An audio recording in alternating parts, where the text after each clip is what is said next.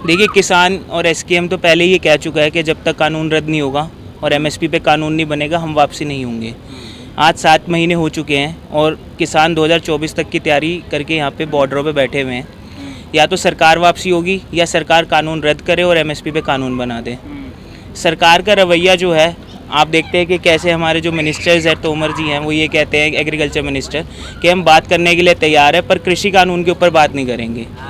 तो अगर आप कृषि कानून के ऊपर बात नहीं करोगे तो आप किस लिए किसानों से बात करना चाहते हो?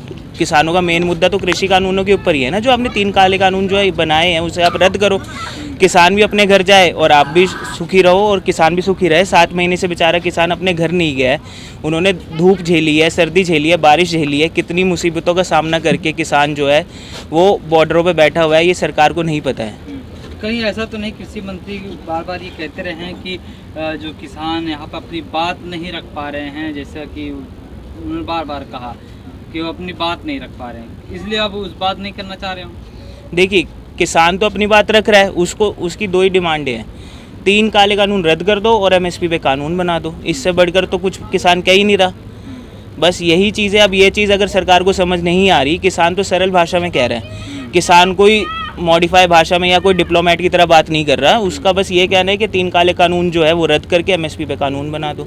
अब ये बात भी समझ नहीं आ रही तो और किस ढंग पे किसान बेचारा सरकार को समझाए। सरकार तो करे संशोधन कर देंगे, क्या संशोधन से काम नहीं बनेगा क्या? देखिए, अमेंडमेंट जो किसान है वो C2 से C50 क्लॉज जो है स्वामीनाथन रिपोर्ट का, वो लागू करवाना चाहता है कृषि कानून के ऊपर, जिसमें जो अभी जो गेहूँ और क्विंटल के रेट है, अगर वो 500 रुपये बिक रहा है तो वो 1500 रुपये हो जाएगा। जो सरकार है वो उन्होंने B2 से B50 क्लॉज लागू करे। तो संशोधन किस चीज़ का करना चाहते हैं? जब आप C2 से C50 क्लॉज लागू करो ना, जो किसान के हित की बात करता है। आप ये कह रहे हो कि जो काले कानून जो ये कानून है ये किसानों के हित की बात कर रहे हैं, तो C2 से C50 क्लॉज लागू करने में आपका क्या जा रहा है? आप वो लागू कर दो। शरद पवार जो एनसीपी के नेता हैं, उन्होंने भी कहा है कि आपके साथ तो संघर्ष करते रहे हैं, आपके साथ खड़े भी रहे हैं। उन्होंने कहा है कि हम किसानों के साथ हैं, लेकिन अब कह रहे हैं कि हाँ, संशोधन ही एक रास्ता, संशोधन की तरफ आगे आना चाहिए। देखिए, नेता जो है वो अपनी बात बोलेंगे, किसान अपनी बात पे अड़ा पड़ा है। जिसको हमारा समर्थन देना है वो बॉर्डर पे आए, समर्थन दे। हमारा जो हक है, हमारा जो अधिकार है वो हम लेके रहेंगे। जो 3 काले कानून है वो आप रद्द कर दे। आप देखिए कि एसेंशियल कमोडिटीज एक्ट में कैसे उन्होंने अमेंडमेंट किया है। जो आज से 1 साल पहले सरकार और सरकार के जितने भी ब्रांड एम्बेसडर्स थे वो ये कहते थे कि काला बाजारी करना एक अपराध है, अगर आप काला बाजारी करोगे तो आपको कानूनी सज़ा होती है। तो एसेंशियल कमोडिटीज एक्ट में अमेंडमेंट करके उन्होंने जो स्टॉक है उसको क्यों परमिशन दे दी कि आप जितना मर्जी चाहे स्टॉक कर सकते हैं? अगर वो अपराध था तो उसे अपराध ही रहने दो ना। आप अमेंडमेंट करके उसे जो है लाइबल से उसे अनलाइबल करके आप स्टॉक्स जो है वो करने दे रहे हैं। जो कंज्यूमर है उस पर वो बेचारा पिसेगा और सरकार भी, और जो ये किसान है वो भी पिसेगा, क्योंकि किसान से अगर आप एक ही बार में सारा स्टॉक लेके आप स्टॉक कर लेंगे, चाहे आप 2 साल स्टॉक करें, 2.5 साल स्टॉक करें, उसकी क्या जिम्मेदारी है कि अगली बार भी आपके उसी किसान से जो गेहूँ है, चावल है, वही जो फसल है वो आप लेंगे। आखिर सरकार आपकी बातें क्यों नहीं मान रही, इसकी वजह क्या हो सकती है? कि सरकार बातें क्यों नहीं मान रही? सरकार ने कॉरपोरेट घरानों से अपना जो है समझौता कर लिया है, इसलिए जो स्पोक्स पर्सन है, कॉरपोरेट घरानों को स्पोक्स पर्सन की ज़रूरत नहीं है। उनके लिए तो सरकार बात कर ही रही है। कॉरपोरेट घरानों के लिए, बड़े बड़े कॉरपोरेट घराने हैं, उनके लिए सरकार बात कर रही है। इसलिए सरकार जो है ये कानून रद्द नहीं कर रही है। वर्ल्ड ट्रेड सेंटर का इन पे प्रेशर है। मतलब आप यही कहना चाहते हो कि सरकार आपकी नहीं, किसानों की नहीं, जन की नहीं, बल्कि कारपोरेट घरानों की है? हाँ, अगर किसान किसी पार्टी की होती, अगर सरकार किसानों के हित की बात करती तो ज़रूर ये काले कानून रद्द करती। वरना आज आप देखिए जो भारत है वो 60% एग्रीकल्चर उस पर टिका पड़ा है, इकनॉमी पे। जीडीपी जो है 60% एग्रीकल्चर से आती है। तो कोई भी देश जिसका 60% सेक्टर आज सड़कों पे खड़ा हुआ है, उस देश की सरकार उस बेचारे 60% लोगों की बात नहीं सुनेगी। ऐसा क्या है? ऐसा क्या प्रेशराइज है कि आप उन 60% लोगों की बात नहीं सुन रहे? यहाँ तक कि आप एमपीस देखें, 60% एमपीस ने अपने ऑक्यूपेशन के आगे एग्रीकल्चर लिखा हुआ है। तो एग्रीकल्चर मतलब वो फार्मर बिजनेस या ऑक्यूपेशन से बिलोंग करते हैं। तो उन्हें पता नहीं चला कि कब ये कानून जो है पास हुआ और कब जो है ये कानून जो है किसान के विरोध का कानून है, तो उन्होंने अपोज भी नहीं किया। अब तो सरकार में फेरबदल हो चुका है, तमाम मंत्रियों को हटा करके 24 घंटे के अंदर उन्हें दूसरे मंत्रियों को जगह दे दी गई है। क्या लगता है सरकार कुछ अच्छा काम करेगी क्या? नहीं, सरकार को इलेक्शन का डर है ना, क्योंकि किसान कह चुका है कि हम बीजेपी के खिलाफ कैंपेन करेंगे।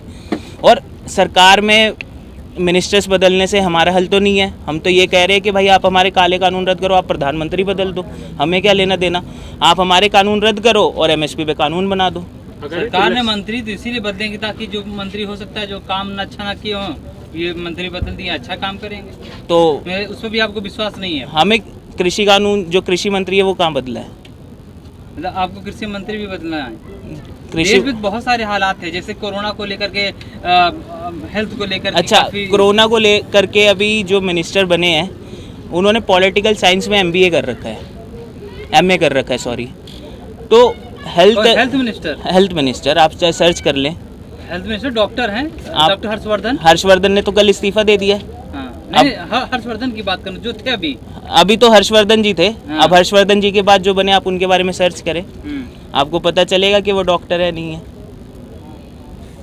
अभी अगर इलेक्शन टाइम में सरकार काले कानून वापस ले लेती है तो क्या किसान सरकार के पक्ष में कैंपेन चलाएंगे चुनाव में?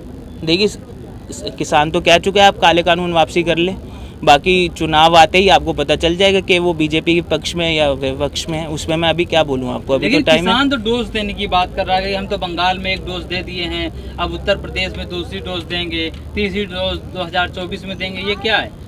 ये डोज वो है कि अगर आप हमारी बात नहीं मानेंगे तो आपको समय समय पे इंजेक्शन लगता रहेगा। जैसे कोविड का इंजेक्शन लग रहा है वैसे ही आपको इसका इंजेक्शन लगेगा। मतलब सत्ता परिवर्तन ही आपका मकसद हो चुका है? नहीं, हमारा सत्ता परिवर्तन तो है ही, क्योंकि जो सरकार हमारे हित की बात नहीं करेगी हम उसे बदलेंगे। उसे चुन के भी तो हम ही आए हैं। अगर वो सरकार सही से काम नहीं कर रही है, आप देखिए कि कोरोना काल में कितनी लाशें जो है गंगा जी के ऊपर तैर रही हैं, कितनी लाशों को उन्होंने दफन किया, ऑक्सीजन की कितनी कमी रही है। तो मतलब मैनेजमेंट ठीक नहीं थी ना। कहाँ यूपी में तो कह रहे थे योगी आदित्यनाथ की हमारे पास कोई ऑक्सीजन की कमी नहीं है। तो ऑक्सीजन की कमी नहीं थी तो हमारे सरदार भाइयों को ऑक्सीजन लंगर लगाने की क्या ज़रूरत पड़ गई थी? और बड़े बड़े मिनिस्टर्स उन सरदार भाइयों के पास ऑक्सीजन का सिलेंडर लेने क्यों गए? आपको गाजियाबाद का मैं इंसिडेंट बताता हूँ। यहाँ से एमपी हैं वीके सिंह जी, उनके पीए को अस्पताल में बेड तक नहीं मिला था, वीके सिंह के पीए को।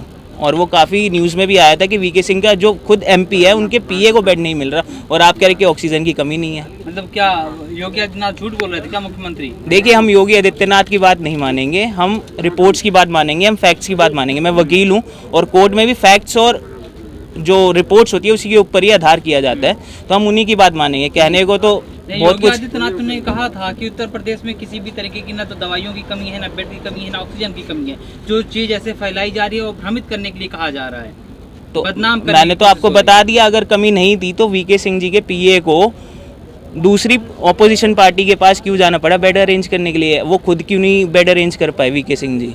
गाजियाबाद में आप एमपी हैं, एमपी के पास पावर होती है, अगर सब कुछ सही था तो आप बेड अरेंज कर देते। लेकिन जहाँ पर लाशें आपने गंगा में, नदियों में देखा तैरती हुई, लेकिन कुछ लोग ऐसे भी थे वो कह रहे थे कि अगर प्रधानमंत्री मोदी नहीं होते तो और लोग मारे जाते, ये मोदी थे जिन्होंने बचा लिया। अब उनकी अपनी सोच है, वो कह रहे प्रधानमंत्री नहीं होते तो और लोग मारे जाते, हम ये कह रहे कि प्रधानमंत्री मोदी ना होते तो शायद और लोग बच जाते। हम क्या गलत? वो उनका कहना है, ये हमारा कहना है। किसी की सोच तो हम नहीं बदल सकते ना। सोचने पे तो कोई किसी को हम सजा नहीं दे सकते। वो सोच रहे उन्हें सोचने दो, हम सोच रहे हमें सोचने दो। एक तरफ महंगाई चरम पर है, पेट्रोल डीजल की कीमतें बढ़ रही हैं, खाने पीने की चीज़ें दाम काफ़ी बढ़ रही हैं, लेकिन बीजेपी की एक स्पोक पर्सन है, वो कह रही हैं कि प्रधानमंत्री को इसलिए नहीं बनाया गया कि वो महंगाई को कंट्रोल करें, तेल के दामों को कम करें, बल्कि इसलिए बनाया गया था कि वो देश को विश्वगुरु बनाए। जब इस देश का नागरिक सड़कों पे बैठ जाएगा, मैं वकील हूँ, हमारा 1 साल से कोर्ट बंद है। जिस देश में लोग जहाँ पे न्याय मांगने जाते हैं, अपने हक अधिकार की बात करने जाते हैं, वही चीज़ बंद है, तो आप उस देश की तरक्की कैसे करेंगे? अगर कोर्ट बंद है तो आप अपनी जो हक अधिकार की बातें वो कहाँ करेंगे? जो बेचारे हमारे मजदूर हैं वो सड़कों पे हैं क्योंकि फैक्ट्रियाँ वगैरह बंद हैं। आप प्रॉपर मैनेजमेंट करते तो शायद ये सब चीज़ें नहीं देखनी पड़ती। आपने मैनेजमेंट में लैक किया है, इसलिए जो बेचारा मजदूर है वो अपने गाँव, अपने जो स्टेट है वापस गया वहाँ पे।